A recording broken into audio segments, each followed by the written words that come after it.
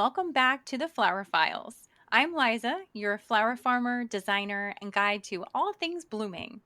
Today, I personally am thrilled to have a super special guest, someone who has truly shaped the floral industry in many ways, and it helps us benefit even if we don't realize it. Toine Overgaag Yes. is the president of Westerlay Orchids in California, and it's one of the largest and most sustainably focused orchid growers in the US. That's a really big role to fill.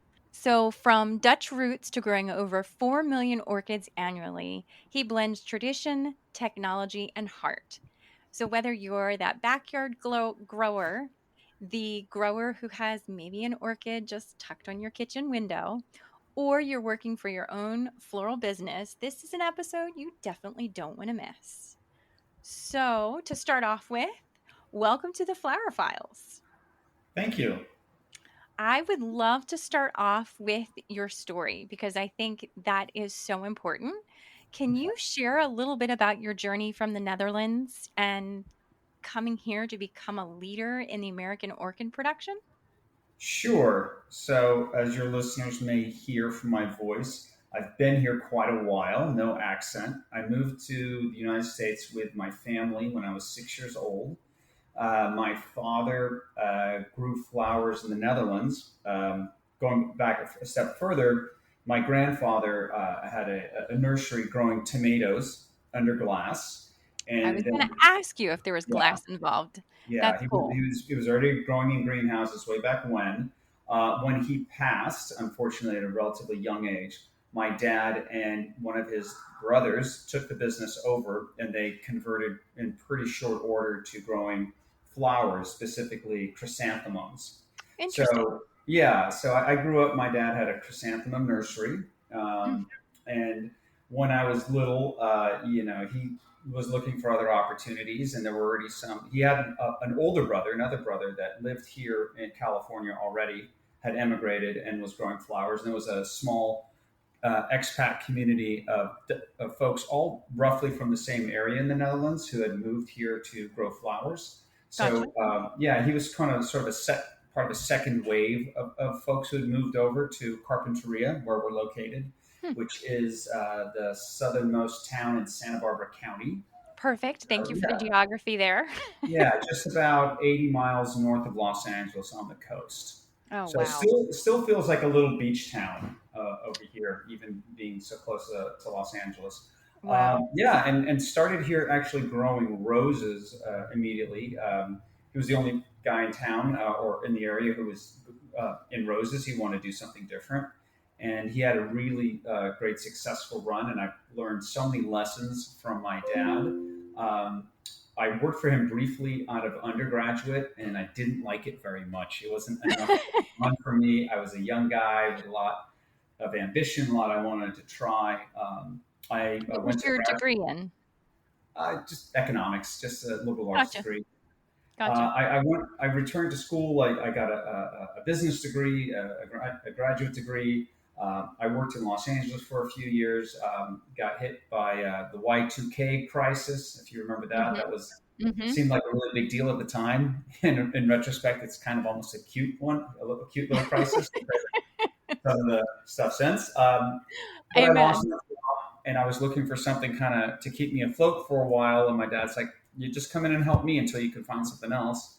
And so I was working with him in sales, and I was like, I really like this. I'm enjoying this. And he said, well, it's interesting you say that because I'm thinking I'm either going to sell the business or I'm going to make a major conversion into something else because I don't think there's a future anymore in roses. And at that point in Wow. time, already throughout the 90s, roses, cut flowers generally, and certainly roses, was losing ground as a domestically grown product to South America, specifically Ecuador and Colombia. And I would say that overnight, there's very little, like maybe there's not even 2% of the roses that you might see commercially in the United States are grown in the United States. Almost everything is grown in South America.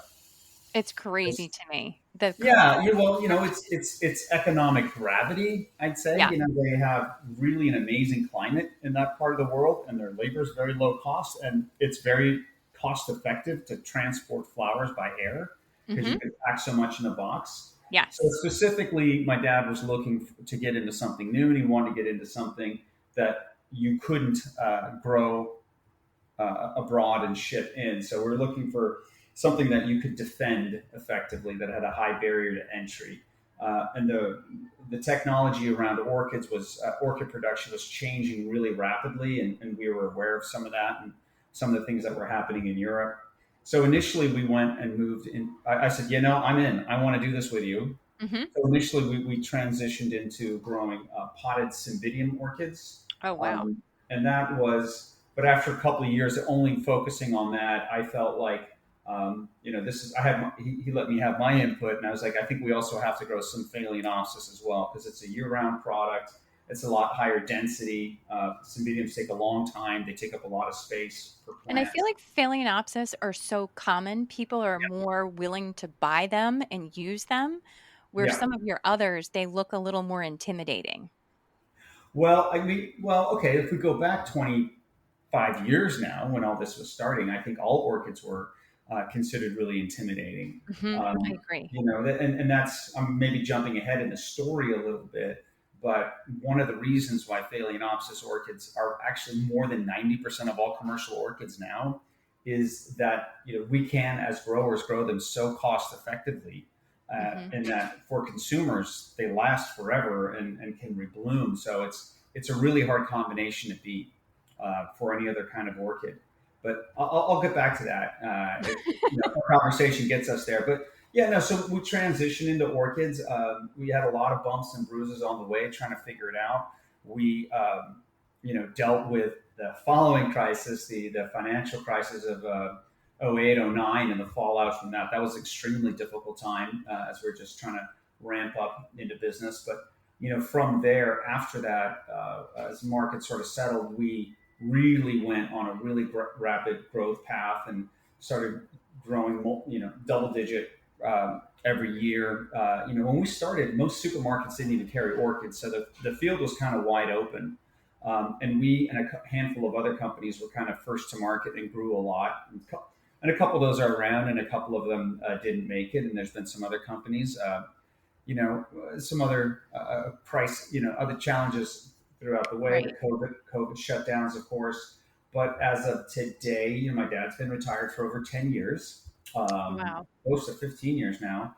And, we have a business here where, like, as you said, we grow over 4 million orchids a year. We have about 150 employees, and we're shipping to major supermarkets on the West Coast and into the mountain states and even into Canada. And yeah, there's a handful of larger growers, a couple that are larger than us. I think we're the third largest orchid grower by volume in the United States right now. But Wow. we don't really. That's nice because it allows us to service some great clients. But the size itself is not that important. The important is growing a great product that customers come back to. And I Um, feel like that's one of the core things about what you do is your core mission and what really matters. Because I feel like you're not only known for scale, but also for care for the plants, the people, the planet, like all of those things. Talk to me a little bit about how that value system changed. Hmm. Um, you know, I would say that the values have probably always been there, just kind of reflecting, you know, what matters to me, what matters to the people who work here, who we are, where we are. Having said that, I think a few years ago, probably 5, 6 years ago, we went through a process as a leadership team here where we really wanted to articulate what matters and what our values are. And I wouldn't, so we have, as a company, we set our core values of, we're proud of what we do. We're responsible for the work we do. We're supportive of each other here as an organization, and Hmm. we're always trying to improve. And so, the word sustainability isn't necessarily in there, but directly, but when I say we're responsible, that is responsible to our clients, responsible to our community, responsible to our environment. And when I Right. say that, we're improving, we're always trying to get a little bit better at all those things. We're never satisfied and say, we've got to figure it out. You'll never hear us say that here. And so, to that extent, if we're talking specifically about environmental concerns, sustainability, and our footprint, that's a reflection of those core values. That's awesome. I think that really stands out and really makes it. I feel like when you start talking about companies that are supplying grocery stores, people start to look at those businesses as not small businesses because of the scale that it takes. But I love the fact that your company really has kept those core small business values. I think that's really, really, really important. Really important. Um, Yeah. what? Well, I mean, ultimately, I can't. I think it would be disingenuous to describe us as a small business. We're not at this point. Having said that, I don't think there's necessarily a conflict between being a successful, profitable business and being responsible. I think that's. 100%. I don't think there's a lot of 100%. tension between those two things. There's Mm-mm. I'm sure there's a lot of short-term decisions that we could make, but I think long-term decisions. Can I give you an example of a Of course. recent Of course. long-term? So recently, well, actually, it's probably over a year ago now, a couple of years ago, we became aware of some new technology that was being applied in greenhouses in Europe, which are really large-scale dehumidifiers. So Hmm. one of the challenges in greenhouse production is because it's a tight structure, your humidity levels can really run up, especially at night. And the traditional way to get rid of humidity is to open your windows at night and let Hmm. warm, moist air out. But then you Hmm. have to replace that, you have to heat the air again. So you're burning up gas, natural gas typically for us, to reheat the air. It gets the job done, lowers humidity, but it costs quite a bit of natural gas, which is, of course, releasing carbon dioxide into the atmosphere. Hmm. So this new technology, dehumidifiers, effectively allows you to take your moist, warm air in your greenhouse, that moist air that's a problem, and you're actually cooling that air down. And then through what's called a heat pump and heat pump technology, if anybody wants to, your listeners want to Google it, it's you can geek out on it. It's really cool technology. But you're cooling your air down, causing the moisture to precipitate out, and then with the same energy input, you're reheating the air back to where it was. So all you're effectively doing is taking warm, moist air in, and you're pulling the water out, draining that out, reusing it if possible, and then expelling warm, drier air. And so what this allows you to do, first of all, you're lowering your greenhouse humidity more effectively, actually, than opening your windows. So it's a benefit to your production, lowering diseases, some other benefits as well. Hmm. But the real cool thing is now you're doing that. Your windows are closed. Yeah, I was going to say that probably helps your pest like population as well. Well, orchids have very low pest problems as they are, just by the nature of them. Hmm. Certainly, nothing that's really coming in, flying in from outside. But this is allowing us to, so we've been running these things not even for 2 months yet. So the initial numbers are pretty good. We're looking at probably a reduction of natural gas usage by 10% or more. But that's a Wow. pretty big deal.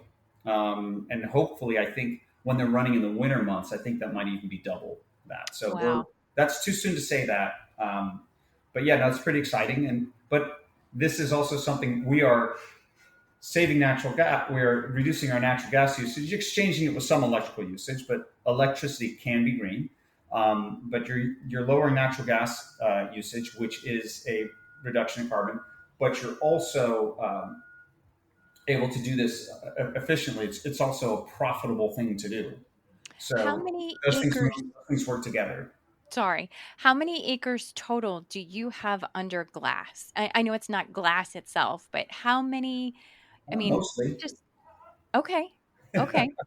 Interesting. Here on the East Coast, so much is plastic based Yeah, that no. When you're talking about something that's an orchid that needs to be pretty darn warm most of the Yeah. time when growing, um, and for light control purposes, and just a glass lasts longer. Plastic needs to be replaced every few years. The answer to your question is 18 acres. Wow. Wow, wow, wow. That's amazing. That is Yeah. amazing. Wow. Mm. Well, just if you stop and think about that for a minute, that is a massive amount of glass and just incredible. Do you have houses that are like test houses? What are you guys working on that's, new and exciting, or something that you see in the floral world that other florists and flower farmers should maybe pay attention to? Hmm. Well, well, we're test. For example, the what I mentioned about the dehumidifiers, we trialed that in one range. A lot of the greenhouse ranges are separated. There's no place where we're always running different tests. Whether right now we're running a large test, we grow orchids in a substrate. Sometimes that substrate is sourced from abroad. So now, for example, we're testing a lot of different substrates that are available domestically. Hmm. That should help with transporting that stuff by sea freight. It seems like not a big deal. It's just like tree bark, but it's a really big deal. So I have to make sure you have the right stuff. So that's something that we're testing. We're always testing different varieties. We work with more than that, but there's three major breeders that supply the vast majority of the orchids that we grow, and they've got different breeding programs and different new things to test. So, while we grow, let's say 60, 70 different varieties Hmm. year round of all Phalaenopsis orchids, but the different colors, the different sizes, and all that. Hmm. We're Hmm. constantly testing. Um, there's a lot of innovation. I'd say when we first started, there was white, pink, and like one yellow that wasn't very good, and now Right. it's literally just about anything you can find out there is now that. I mean, there's guys breeding brown orchids if you're interested. There's just about Isn't that anything. crazy? Yeah, yeah, It's crazy how the floral trends totally shift and it drives the market. I mean, everybody wanted blue, so now there's blue. Like yeah. it's incredible. Talking about the media that you use for them to grow in, do you use any of the sphagnum moss, or is it all just Um, bark? we're so we grow three different sizes. We grow a Hmm. 5 inch or 12 centimeter. That's our base size. We do about 2 million of those a year, a little bit more than that. We do a 3 inch or 9 centimeter, and you'll see that grown by a lot of other people in sphagnum. We Hmm. grow them in bark, but then it's a much finer bark. It holds more water. Um, we like bark for a couple of reasons. In the greenhouse, it's much easier for us to manage moisture with them. Moss can be wet and then stay very wet a long time. And at home, a bark is something that it's very sort of easy to remember. It's once a week, just about always. So watering, if you get in a pattern, it is quite easy. Moss also has some advantages as well. We do also grow our 6 centimeter or 2 inch, or little mini minis. We also call them our darlings.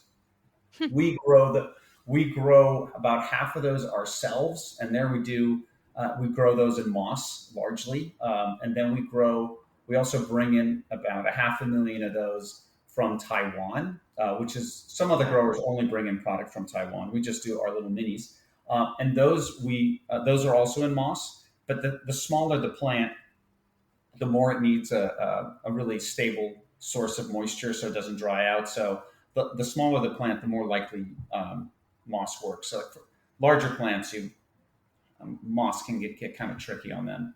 They're easy to overwater. 100%. 100%. I feel like it makes it very, very mushy if you're not careful. Yeah, yeah. If you were to water something like that every week, you can probably water them every month. But and then if you're too late, moss can get extremely dry and hydrophobic, and then it's very hard to get wet again. So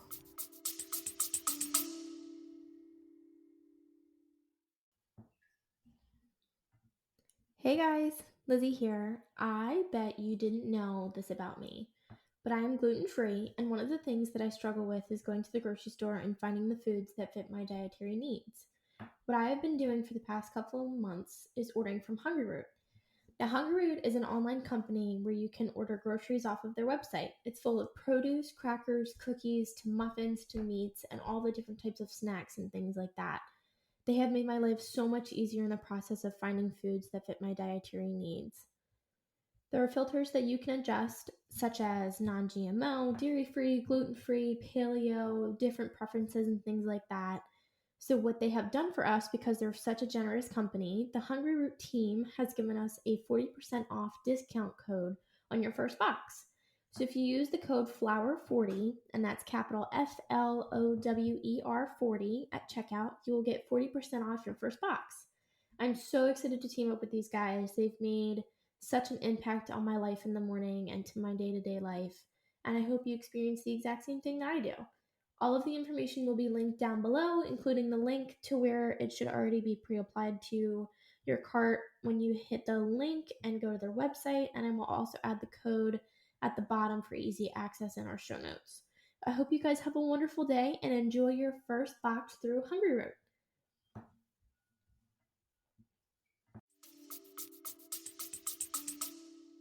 Mm. Yeah, you definitely don't want that because I feel like if the consumer isn't paying attention or they've gone on vacation and just, Yeah. oh, I'll order that when I get back and they don't realize that it's hydrophobic, then they're like, oh, I ordered it and it's still not doing well. That's a really good point actually. Um, so in listening to your story and everything that you've done, you're clearly not just a grower, you're a business builder. Yeah. What advice would you give to someone trying to turn their flower passion into a profitable business? Um, I've been asked this question before and relatively recently, and I feel like I have kind of a two-part answer to it. Um, you have to love the first part is you have to love what you do if you I want to agree make a with that. business out. There's easier ways probably to make a living if you're just like I'm looking for something that's going to pay the rent. There's probably easier ways to go about it than growing flowers. So make sure you love it. Otherwise, you're gonna be competing against a bunch of people who love it, and that's and if you don't have passion for it, it's gonna be a slog. That's the first thing, and I think the second thing is going back. I mentioned going through this exercise as a leadership team of our business is to setting your core values and sort of setting the organization, what's everybody responsible for, and what's our vision, what are we working towards. And I believe you got to do that too. You got to have an idea of like who you are and where you're going as an organization that everybody understands and everybody's on board with. Not everybody has to be 100% on everything, and it's not a democracy. But everybody has to have an understanding what the organization, what you stand for, what you won't tolerate, and what you're moving towards. That makes sense.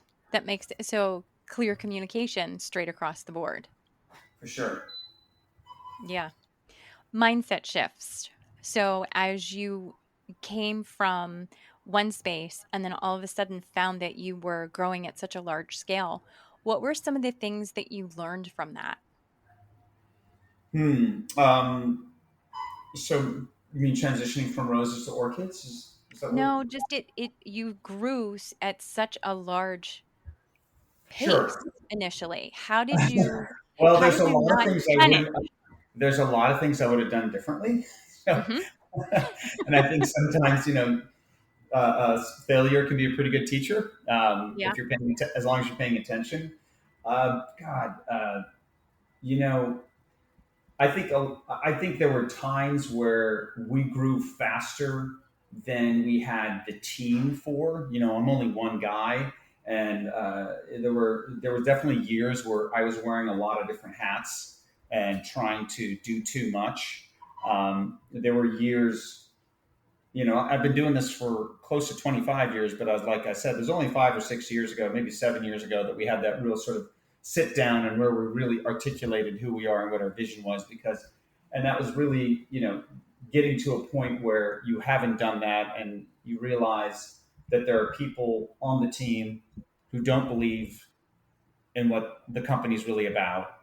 And, that talented people who are good at their jobs but don't really believe in what the business is about. I mean, to give an example, you might have somebody where you say, our one of our core values is supportive, and you might have someone who's extremely talented at their job, but it's just like, what, I do my job, and I'm not here to help other people.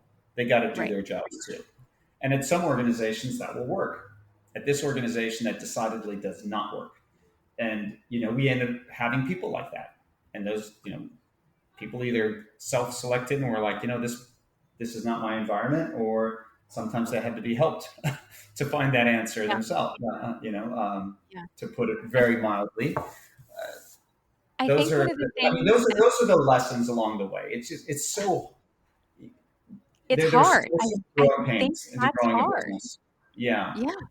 Those are things that aren't talked about. When I say they, that's in air quotes, but I feel Yeah, like of course. mentors and other people who are in business giving advice to other folks. One of the things that made me feel better initially was someone telling me, you need to fire more than you hire.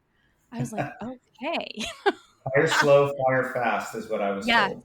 Yes. So it's really hard, but you have Well, to have the right people in the right seats for it to yes, all work. and just, and this idea of like someone who's okay at their job, but really believes and understands and is on board with what the company's about, is, you want the best of both worlds, right?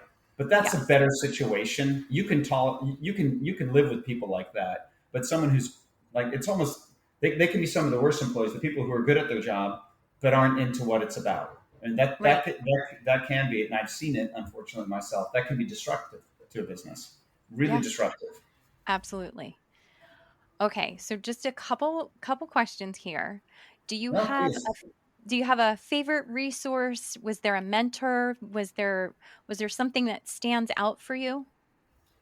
Um, Well, I think in a lot of ways, my dad, and he, he's turning 82 in a couple of weeks. But he's, Wow. in a lot of ways, my north star. He's such an incredible guy. He built something out of nothing, and he was always just sort of very. He has he always had really strong convictions and strong self belief, and I'm such a he's such an inspiration to me, and still is.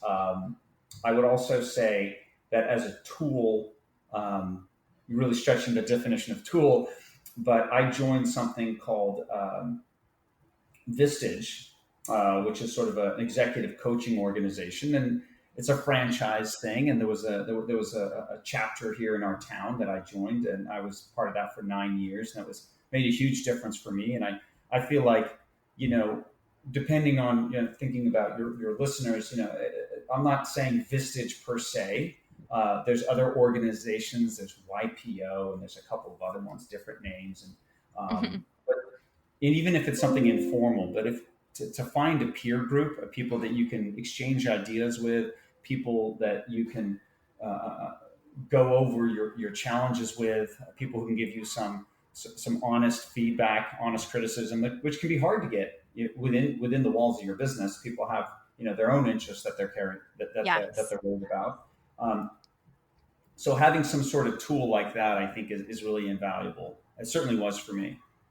I feel like finding a safe space where you can ask questions that you don't feel intimidated with other people. I never want to look unprepared or like I'm not sure what I'm doing or like I'm struggling, but I Yeah, need people sometimes to go ask questions and be like, hey, I'm not supposed to be struggling with this, but I am. So now yeah. what do I do? And ask those questions and also have other perspectives. I think that's really important. And the number one, as I was in this group, and I was in it, like I said, for 9 years, the number one problem that people almost always brought to the table was a people problem. Yes. Somebody, I think there was sort of this: was it a people problem, a process problem, or a technology problem? And if it was a process or technology problem, those things were solved really quick. Oh, call this guy; he'll help you out with this. Or I know this. There's this software package you should look into. Whatever. But like when it's a people problem, those are the things that keep you up at night. Yes. And those are like, these, you're dealing a lot of times with a lot of other business owners and small business owners, medium sized business owners, and they're all people, and everybody wants to be nice. No one wants to be you know, you want to be kind. They're always Yeah. empathic people, but sometimes you need to be a little. You You need have that to have sort an of. edge. Gosh, how do you put it? Like that. That sounds. That sounds. But and again, I'm going back to this idea of core values and vision. If you have core values and vision, then you take it away from being a personality issue, or like, are you a nice guy? You're like, we all agree that this is the organization we want to have, and if you're not able to function Right. inside that organization, then we got to Then either it's you got to change or you got to go. exactly. If it doesn't fit, So you're not it's going to shove it. what's best for the organization, which is by and large then best for everyone who works there. Exactly. Exactly. It's not always easy. Yeah. That is for sure. That is for sure. Okay. I am going to do a rapid fire blooms question here for you. Quick Okay. answers only. I just want what's off the top of your head. And I just want to, are you ready? Yeah, I'm ready. Okay. Your favorite flower. You can't say orchid. Well, can I say Miltoniopsis, which is a different kind of orchid that I don't grow? Yes, yes, yes, yes. Or maybe I should ask what your favorite orchid is. Okay, I'll do Miltoniopsis, and then for favorite flower, just like a garden rose, like a heavily scented garden rose. Okay. Would you rather be in the greenhouse or out in the field? Yes, greenhouse. Okay. What do you think is the most underrated flower in the market?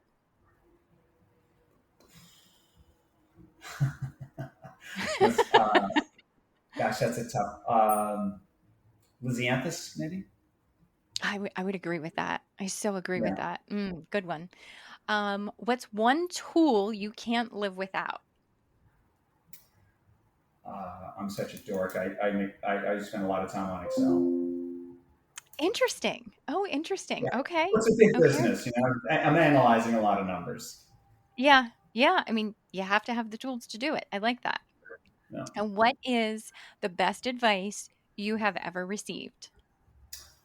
Um, I was going through a pretty difficult spot in my life, and this is more of a personal thing, but it really extended to my entire life, including business. And a friend once said to me, "Make decisions, or decisions will get made for you." And Mm, so, effectively, be proactive. it's very true. Yeah, That is very, very, very true. Awesome. Awesome. Awesome. Awesome. Well, thank you so much for sharing your insight, your story, and just kind of how everything evolved. I really, really appreciate you taking the time out of your schedule to to sit and chat today. How I should have asked this earlier, but how yeah. do you stay cool if you're under glass all the time? Where's your cool spot? You mean sort of metaphysically my personal cool spot, or do you mean, or do we cool? How do we cool the greenhouses? No, metaphysically yours. How do you stay cool? Uh, well, between the business and three children, I have twin boys who just turned 11 over the weekend, and I have a Wow. 12-year-old daughter who, is going through all the middle school stuff. So Mm, there's plenty happening in my personal life as well. I'm also really fortunate. I live here. I've got an amazing partner, my wife, who I share everything with, but then also I like to surf. I live here in Southern California along the coast, so I try to get in the water once or twice a week, and that's sort of my selfish thing that I get away from everything, and I just totally cleanse my totally brain. need your space. I love Yeah. it. I love it. I love it. All right, guys. Well, for anyone inspired by this episode, whether you're growing in a backyard, dreaming of your own greenhouse empire, there's so much to learn from leaders like we heard from today. I mean, it just makes so much sense to be able to hear other people's perspectives and stories. So you can follow Westerlay Orchids on Instagram. You can check out the work at westerlayorchids.com. Tony, is there anything else you would like to add? Email address, I think westerlayorchids.com will redirect you to Okay, westerlay.com. And no, that's it. Thank you, Liza. Thank you so much for your awesome. time. Absolutely, absolutely my pleasure. Thank you, thank you. Have an absolutely wonderful rest of your day, and I look forward to chatting with you soon. Okay, bye bye.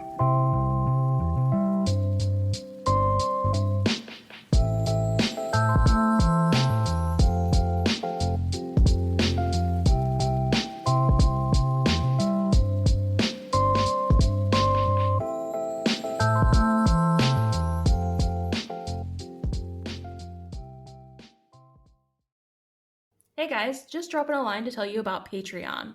So I asked them, meaning Mom and Amber, what is Patreon anyway? Because I honestly had no idea. So we're going to explain it to you from our perspective so that you understand and so that I understand.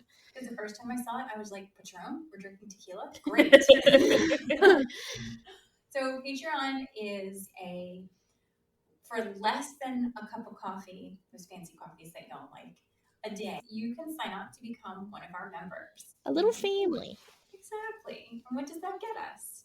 It gets us some freebies, some special episodes that other people do not get access to. You can interact with us on a special platform where we can ask you questions and interact with you. It's tons of fun.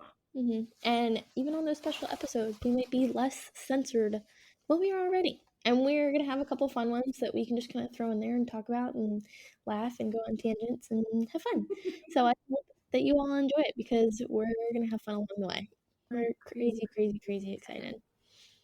Thanks, guys. Yeah. Back to the episode now. Yeah. Bye. Gracias.